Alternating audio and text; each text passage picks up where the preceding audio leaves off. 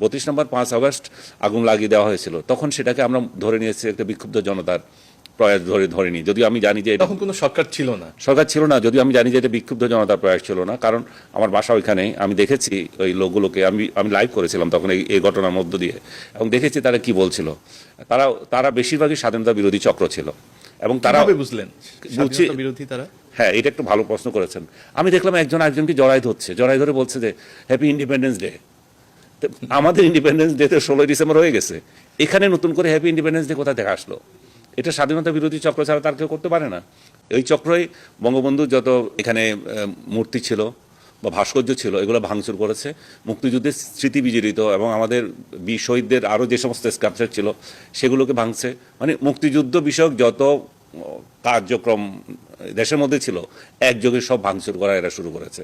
তো তাহলে আসলে কি 5ই আগস্ট শেখ হাসিনাকে পতন ঘটানোর দায়িত্ব ছিল, না মুক্তিযুদ্ধকে হেয় করা, মুক্তিযুদ্ধকে আড়াল করা, মুক্তিযুদ্ধকে ছোট করা ছিল?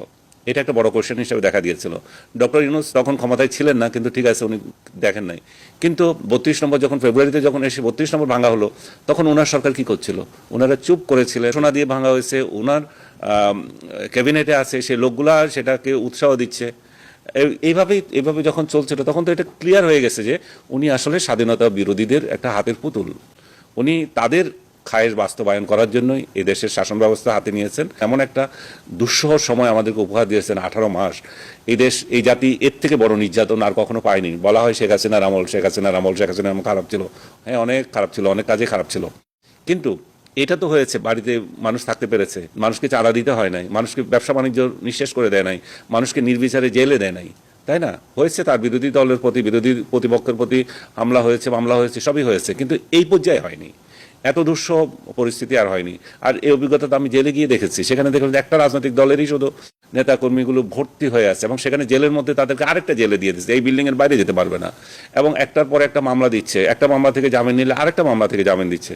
সো সব কিছু মিলিয়ে ডক্টর ইউনূস যে শাসন তৈরি করে গিয়েছে, অর্থনীতি বলেন, স্বাস্থ্য বলেন, আইন শৃঙ্খলা বলেন, তাতে করে এই লোকটাকে আর মানে মন থেকে আর চাচ্ছিলাম না। সো সেই প্রেক্ষিতে 6 মাস পরে তার সমালোচনা শুরু করলাম, একেবারে কাটা 6 মাস পরে।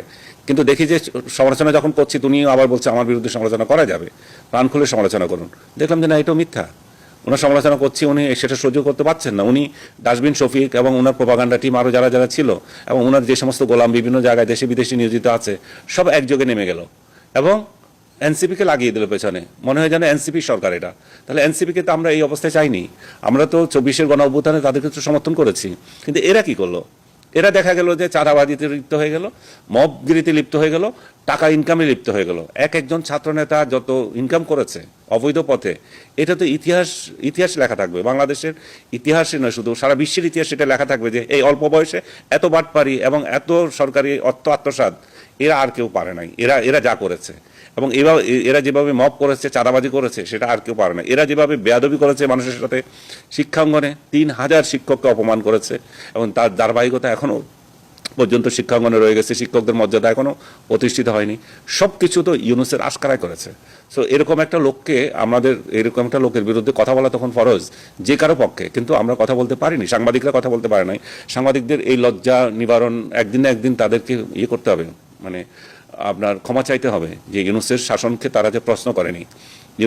তারা শেখ হাসিনার উপর ক্ষোভ ছিল, ঠিক আছে, শেখ হাসিনা ভালো কিছু করে নাই, আপনি ক্ষোভ ঝাড়লেন আপনার দৃষ্টিতে, কিন্তু তার থেকেও যে খারাপ হচ্ছে সেটা তারা ভুলে গেছে। এই জন্য তাদেরকে ক্ষমা চাইতে হবে যে আমরা শেখ হাসিনাকে পছন্দ করলাম না, আরেকজনকে আনলাম, সে যে আরও খারাপ করছে সেই বিষয়ে আমরা চুপ হয়ে আছি।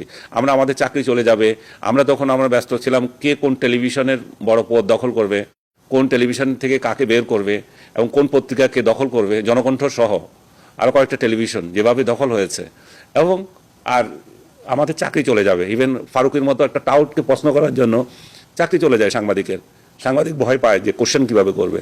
তো এমন একটা ভীতিকর পরিস্থিতি তৈরি হয়েছে।